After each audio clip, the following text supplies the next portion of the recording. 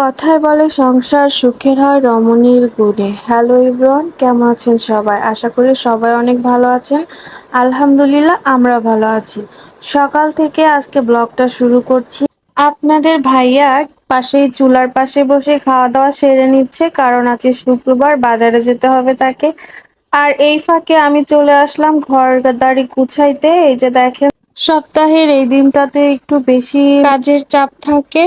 আর এখন গরমে অতিষ্ঠ হয়ে এই যে আমার বাচ্চা আইসক্রিম কিনে আনছিল, সেটা দিয়ে একটু গলাটা ঠান্ডা করলাম। আর আপনাদের ভাইয়াও কিন্তু ইতোমধ্যে বাজার থেকে বাসায় চলে এসেছে। আর বাসায় এসে আমার ব্যস্ততা দেখে সে বাজার থেকে মাছটা কাটিয়ে এনেছে। যাক, ভালো হয়েছে, আমার আজকে মাছ কাটা লাগেনি।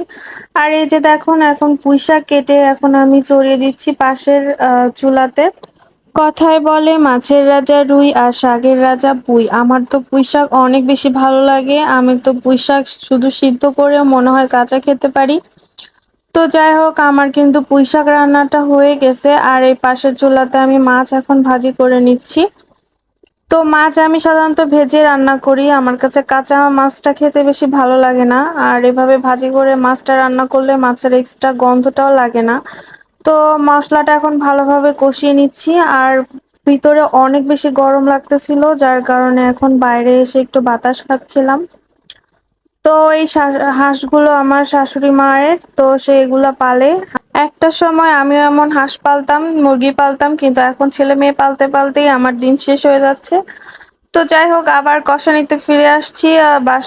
ঘরে এসে দেখি মশলাটা লেগে যাচ্ছিল। তো এর ভিতরে ভাজা মাছগুলো দিয়ে দিলাম। আর এখন কিন্তু অনেক বেশি গরম পড়েছে। আর আজকে আমার মেয়েটা একটু আবদার করছিল, মা পোলাও খাবো গোশের সাথে। রান্না করতে করতে মায়ের কথা মনে পড়ে গেল যে আমাদের মাও কত কষ্ট করে, মানে এই গরমের ভিতরে তারা আমাদের জন্য রান্না করত। আসলে এখন শুধু ভাবলেই কষ্ট লাগে যে কতটা কষ্ট তাদেরকে দিয়েছি না। আর এখন আপনাদের ভাইয়া ইন্ডিয়া থেকে যে শুকনো মরিচগুলো এনেছিল, এটাকে কাশ্মীরি মরিচ বলে।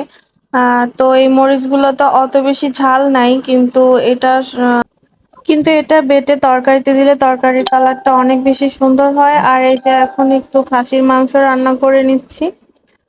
তো আবারও আমি হাতে মেখে রান্না করছি। আমার কাছে হাতে মেখে রান্না করতে কিন্তু বেশ ভালো লাগে। আর এভাবে রান্না করলেও রান্নার প্রসেসিংটা দ্রুত হয় আমার কাছে মনে হয়। তো এটা কষাতে থাকি। আর পাশের চুলায় যে মাছটা বসিয়েছিলাম সেটাও এখন হয়ে গেছে।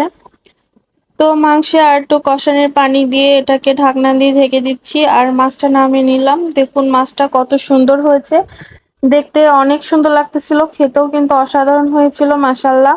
আর এখন দুপুরবেলা আপনাদের ভাইয়া মসজিদ থেকে আসছে, আর এখন ভাতটা বেড়ে দিচ্ছি তাকে। তো এটাই ছিল আজকে আমাদের দুপুরের খাবার দাবার। আর আপনাদের ভাইয়া তো আমার হাতের রান্না খুব বেশি পছন্দ করে। এই যে দেখুন, সে রিভিউ দিচ্ছিল যে হ্যাঁ, অনেক মজা হয়েছে আজকের রান্নাটা। তো এদিকে আমি আমার ছেলেকেও খাইয়ে দিচ্ছিলাম। আর সাথে কিন্তু আমাদের ছিল পায়া আর টক ডাল, মানে আম দিয়ে রান্না করছিলাম।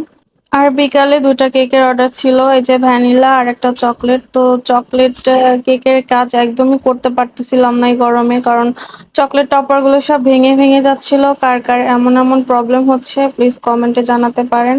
আর আমাদের ভিডিওটি ভালো লাগলে অবশ্যই একটা লাইক কমেন্ট শেয়ার করবেন। আল্লাহ হাফেজ।